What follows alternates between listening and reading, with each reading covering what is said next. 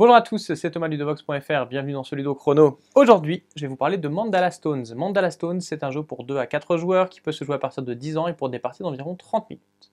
Mandala Stones, c'est un jeu dans lequel vous allez essayer de collecter les pierres qui sont ici de façon à en faire des piles que vous allez mettre sur votre plateau individuel, ce qui vous permettra ensuite de transformer ces piles en points de victoire. C'est le joueur qui aura le plus de points de victoire à la fin de la partie qui sera le gagnant. Alors au début de la partie, chaque joueur va recevoir un plateau individuel et il va également recevoir 2 cartes qui vont lui donner des objectifs personnels qui lui permettront de marquer des points supplémentaires. On va placer ici le plateau mandala et ici le plateau principal où on aura fait des piles de pierres de façon aléatoire. On aura également 4 jetons artistes qui seront placés sur les cases ici sur le plateau. On peut alors commencer la partie qui est organisée en une succession de tours. Lorsque c'est à moi de jouer, je vais choisir entre 2 actions possibles. La première action que je vais pouvoir faire, c'est une action de collecte. Pour cela, je vais choisir un des artistes et je vais le déplacer sur une case vide. Je vais ensuite récupérer toutes les pierres qui ont le même symbole que mon artiste, qui sont adjacentes à mon artiste et qui ne sont adjacentes à aucun autre artiste. Ici, par exemple, je vais pouvoir récupérer les 2 pierres qui sont ici. Celle-ci n'est pas du bon symbole et celle-ci est adjacente à un autre artiste. Lorsque je récupère mes pierres, je vais en choisir une qui sera ma pierre de départ et je vais récupérer les autres dans le sens des aiguilles d'une montre en les mettant les unes par-dessus les autres. Donc par exemple, si je commence par la pierre violette, je vais prendre cette pierre violette et je vais mettre par-dessus la seconde que je récupère. Une fois que j'ai réussi à faire ma pile, eh bien je vais la placer dans un des 5 emplacements disponibles sur mon plateau. Alors il est à noter que si jamais je n'ai pas d'emplacement disponible, il faudra forcément que je fasse la deuxième action. Dans tous les cas, une fois que j'ai fait ceci, mon tour est terminé, c'est au tour du joueur suivant qui va choisir de faire la même chose. Il va prendre cet artiste, le déplacer ici. Cette fois, il peut récupérer 3 pierres. Il va choisir de commencer par celle-ci. Donc dans le sens aiguille d'une montre, il prend celle qui est là. Et enfin, il va pouvoir prendre la 3e qui est ici et la mettre à un espace qui est disponible sur son plateau.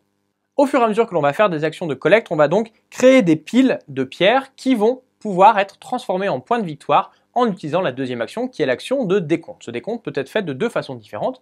La première façon, c'est de faire un décompte de couleurs. Pour le décompte de couleurs, on va choisir au moins 2 piles qui ont la même couleur de pierre à leur sommet. Ici par exemple, je vais devoir choisir, si je veux faire cette action, les 2 piles qui sont ici. On va tout simplement regarder pour les piles en question les points que l'on va gagner. Pour ces 2 piles, eh bien c'est la hauteur de la pile qui va déterminer le nombre de points que je vais gagner. Ici, je vais marquer 4 points puisque j'ai une pile de hauteur 3 et ici 3 points puisque j'ai une pile de hauteur 2, 7 points en tout. Je vais ensuite récupérer les pierres qui correspondent et je vais les placer sur le mandala central. Je vais continuer le chemin du mandala et si jamais je recouvre des cases avec des bonus, eh bien je marquerai les bonus en plus. Alors ici, je vous ai montré 2 colonnes, mais il y a d'autres colonnes qui vont faire des points différents. On a également une colonne qui va se baser sur la hauteur de la pile. Ici, on va avoir des points en fonction du nombre de hauteurs de piles différentes que l'on va avoir sur notre plateau. Et ici, on aura d'autant plus de points que la pile qui se trouve ici aura des pierres de couleurs différentes.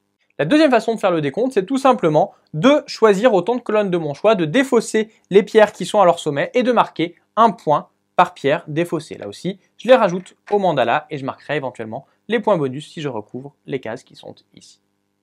On va donc comme cela enchaîner les tours en faisant de la collecte et du décompte jusqu'à ce que la fin de partie soit déclenchée. Cette fin de partie, elle peut arriver soit parce que l'on recouvre la case qui correspond au nombre de joueurs sur le plateau mandala, soit parce que un joueur ne peut plus agir à son tour, il ne peut plus récupérer de pierres ni faire de décompte.